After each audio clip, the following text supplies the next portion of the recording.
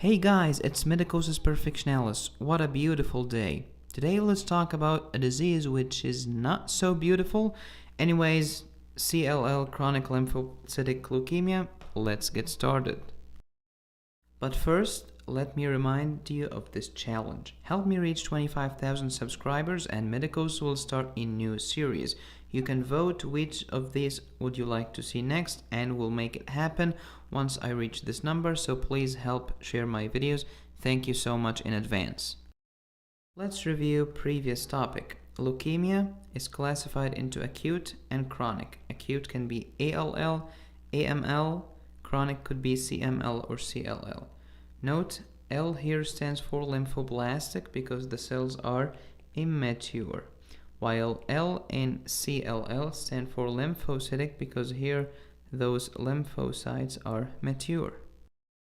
So in CLL the problem will be myeloid or lymphoid. The answer is lymphoid.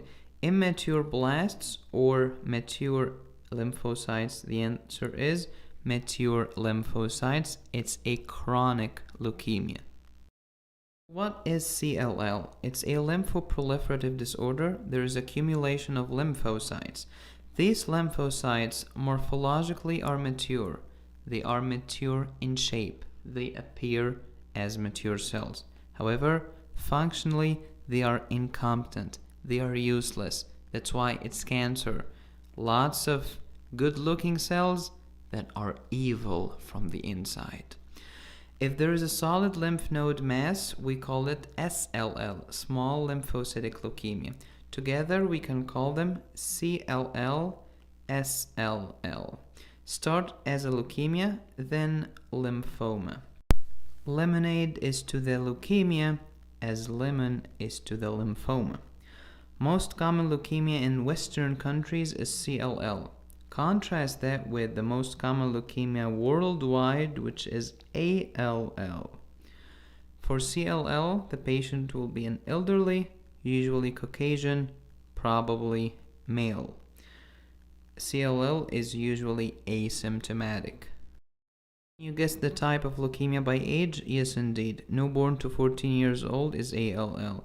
40 to 60, AML or CML, more than 60, CLL. So CLL is the oldest patient. Now I know that ALL can have bimodal distribution, so the elderly can get ALL as well, but I'm trying to keep it simple. Clinically speaking, CLL is asymptomatic most of the time. You can have lymphocytosis with the famous smudge cells. Now, if you have used Photoshop before, you know exactly what I'm talking about. There is a tool in Photoshop called the smudge tool.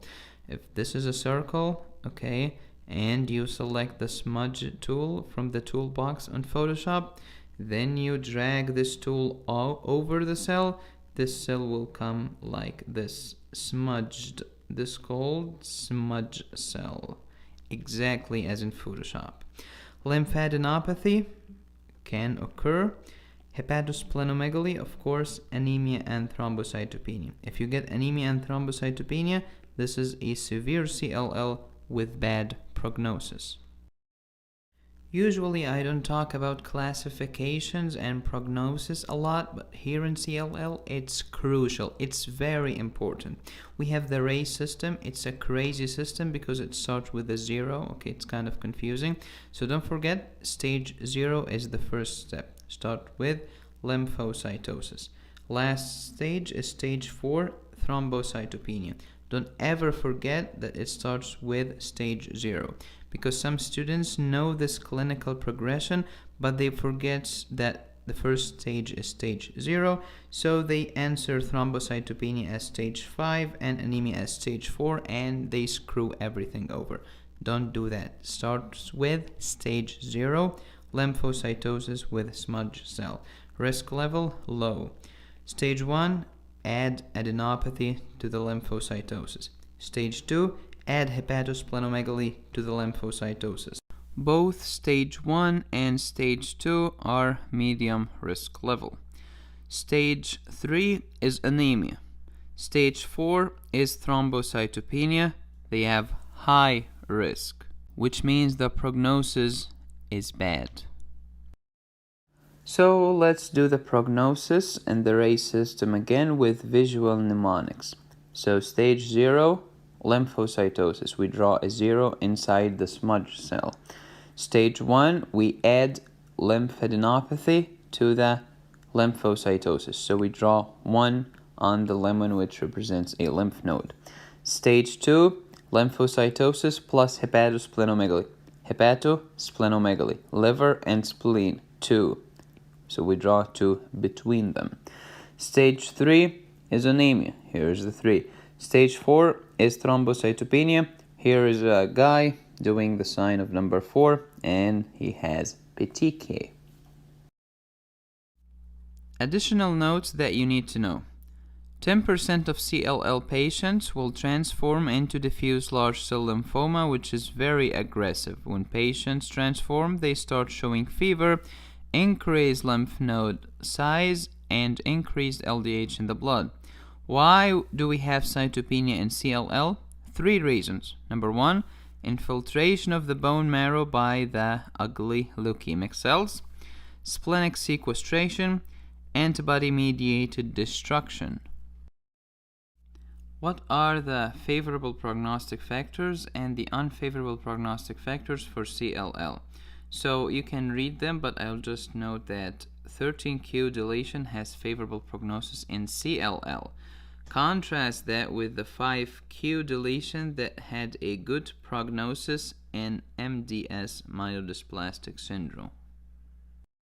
So here is a vignette for you. Can you solve it? Of course you can. 67-year-old woman, totally asymptomatic, cool. Physical exam is normal, cool. But on routine, complete blood count you have. Hemoglobin, hematocrit, and platelets within normal limit. White blood cell 51,000, this is a lot. Lymphocytes are 78% of the total white blood cell count, this is again a lot. So we have high white blood cell and high lymphocytes. Peripheral smear, you have smudge cells. The question, what's the most likely diagnosis? And the answer, of course, is CLL. We have the smudge cells, we have the lymphocytosis, we have an old lady older than 60 years old. Which stage of CLL? Okay, physical exam is normal. Routine, we have only the lymphocytosis with smudge cell. So this is what? This is stage 0. Cool. Last, how to manage? Watch and wait, or aggressive chemo, or stem cell transplant? And the answer is watch and wait. She is in stage 1. She has a very good prognosis and very low risk. That's it. I'll see you in the next video. Until next time, be safe, stay happy, and study hard.